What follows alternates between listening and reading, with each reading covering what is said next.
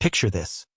I roll up to my quiet slice of suburban paradise after a weekend unplugging in the woods, only to slam on the brakes before plowing into a gleaming new concrete eyesore. There, smack in the middle of my own damn property, stand 15 shiny storage units, painted like they belong in some catalog for Beige Blandness Monthly. As if Santa's elves had a midlife crisis and decided to drop off a mini warehouse instead of gifts. And who's beaming like she just won HOA bingo? None other than the neighborhood's self-appointed queen bee, ready to spin her web of community improvement bullshit right in my face. I'm Jax Harlan, 42, ex-IT guy who ditched the cubicle rat race for a life fixing vintage cars in my backyard shop. Not glamorous, but it beats dealing with corporate overlords. My land? A skinny stretch of green that hugs the back of Willow Creek Estates. Bought dirt cheap a decade ago before this HOA nonsense infected the area like a bad rash. It's mine, free and clear. No covenants, no busybody rules, just me and the occasional deer wandering through. Or so I thought. That fateful Sunday, as I hop out of my truck, dust still clinging to my boots, Olivia Hargrove emerges from her pearl-white sedan like she's stepping onto a red carpet. She's the HOA president, early 60s, with that helmet hairdo that screams, "I tip 10% and complain about the service anyway." Always in those flowy scarves and sensible heels, spouting platitudes about upholding standards while micromanaging everyone's mailbox height. "Jax, perfect timing," she chirps, her voice all honeyed venom, clipboard clutched like a shield. "Aren't these marvelous?" The board fast-tracked our new community storage initiative. Your unused lot was ideal, flat, accessible, and honestly, begging for purpose. I stare, mouth agape, at the rows of units, doors padlocked, a fresh HOA-managed sign slapped on the front. "My lot, Olivia, this is my property." "What the hell?" She waves a manicured hand, dismissing me like a pesky fly. "Oh, come now. The county plat shows it's in that fuzzy buffer zone next to our greenbelt. We've mowed it for years. Remember that one time you borrowed our landscaper? Consider this our gift to the neighborhood. Already leased out, too. $15,000 a year straight into beautification funds. New playground swings, festive holiday lights. Everyone wins. Everyone wins? Except the guy whose land just got hijacked for her little empire. I feel the blood rush to my face, but I don't blow up. Not yet. Years of dealing with rumor mills in this cul-de-sac hell have taught me patience.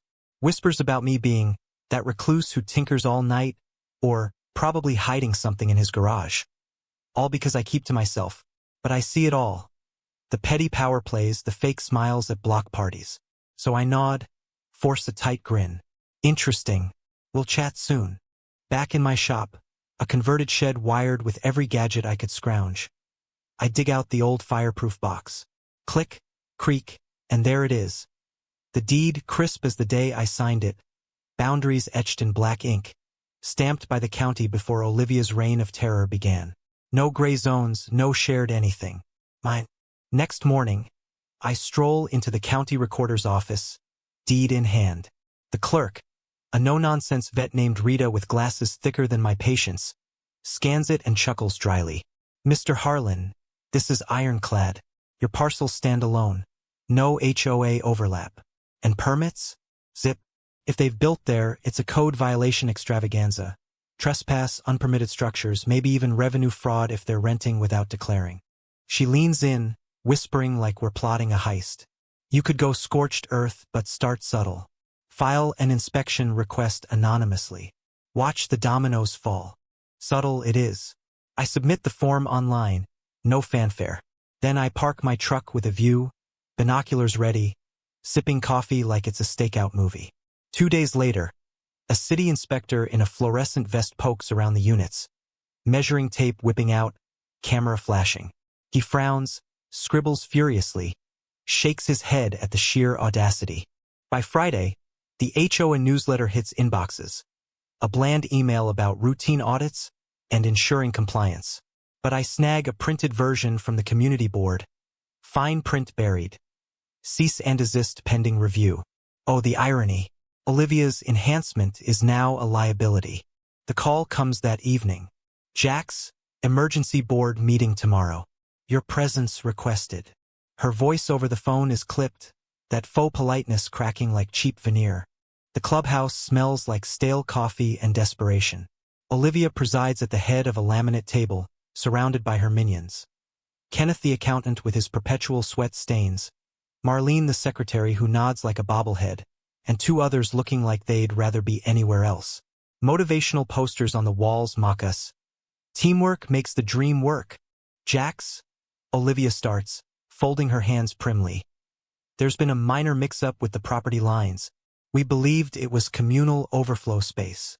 I slide the deed across the table. Mix-up? This says otherwise. Dated.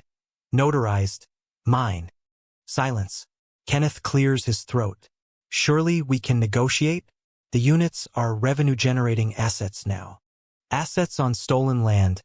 I counter, voice steady. Tear him down or pay me fair market lease. Retroactive. Olivia's eyes narrow, her scarf suddenly looking like a noose. Unreasonable. Families rely on these for storage. Think of the children's holiday decor. Think of my property rights. I shoot back. Or should I escalate to the authorities? She scoffs. This is extortion. We're improving the community. You've let that weeds grow unchecked. I stand pocketing the deed. Extortion? Pot? Meat kettle. And I walk out, leaving them stewing in their own hypocrisy. That night, I file the police report. Criminal trespass, fraud, the works. Attach photos, the deed, even screenshots of their rental ads on the neighborhood app. No drama, just facts. The officer on duty raises an eyebrow. HOA gone rogue, huh? We'll look into it. Word leaks like a sieve. By morning, the Facebook group explodes. What's with the storage shutdown? Heard it's illegal. Jax finally snapped? Loyalists defend. Olivia's just keeping standards high, but doubts creep in. I hire Lena Voss, a bulldog attorney from the city who eats HOA bylaws for breakfast. She's mid-40s, sharp suit, sharper wit. Over coffee in my shop, she pores over docs. Golden. Their charter forbids leasing non-HOA land. This fraud city will freeze their accounts, demand audits. The phone barrage starts. Kenneth begging for a sit-down. The treasurer whining about canceled Easter egg hunts. I forward to Lena. No mercy, she says. Court it is. The units gather dust. Closed for maintenance signs flapping ironically in the wind. Tenants grumble, demanding refunds the HOA can't afford without dipping into reserves. Olivia ghosts meetings, her SUV MIA. But Lena uncovers more. Buried in their ledgers, padded expenses. A fat check to a mystery LLC. Shell company, she mutters. Linked to Olivia's nephew. Kickbacks. I hand it to the DA's Financial Crimes Unit. Detectives arrive. Burke, grizzled and gruff, and young Riley, notebook poised. Cash rents? No receipts? Classic skim. I provide timelines, emails Lena subpoenaed. One gem. Olivia to board. Pre-build. The lot's dormant. Act quick. Profit before pushback. Burke nods. Intent proven. This escalates. Subpoenas fly. Olivia's house raided, ledgers, devices seized. The LLC? Her family's laundering contractor overcharges. Charges stack.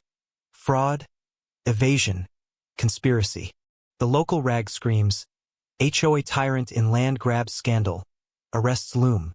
Mayor condemns abuse of trust. Olivia's letter arrives. Handwritten spite.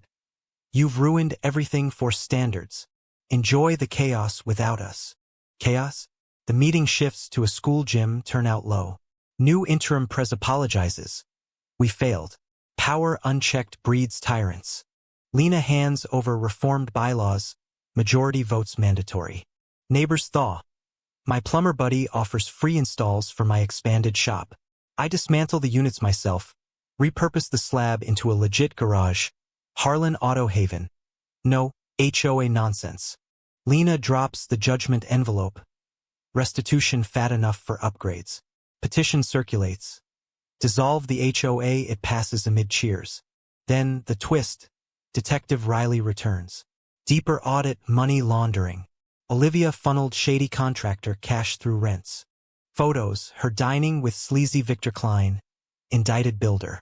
And drone shots reveal hidden crates on adjacent land, stuffed with pilfered dues, forged ballots from multiple HOAs. Warrant, raid, thousands of docs expose her as consultant to 6 associations, embezzling dues. Fed swoop, racketeering, ID theft. She's nabbed at the airport, alias busted. Trial, I testify coolly. She called my land gray, ignored my deed. Defense flails, abandoned property. Judge, nonsense. Guilty. 7 years federal time, restitution ordered. HOA shells dissolved, IRS audits incoming. I fence my land tall, sign bold. Private, not your playground. Community cookout. No committees, just vibes. Lena teases. Tool shed named after you, the Harlan lockdown. As I lock up shop under new lights, peace settles. No more patrols, just neighbors being human. But tell me, was Olivia the real villain? Or just a symptom of a system that lets petty tyrants play God? True or false? HOAs do more harm than good?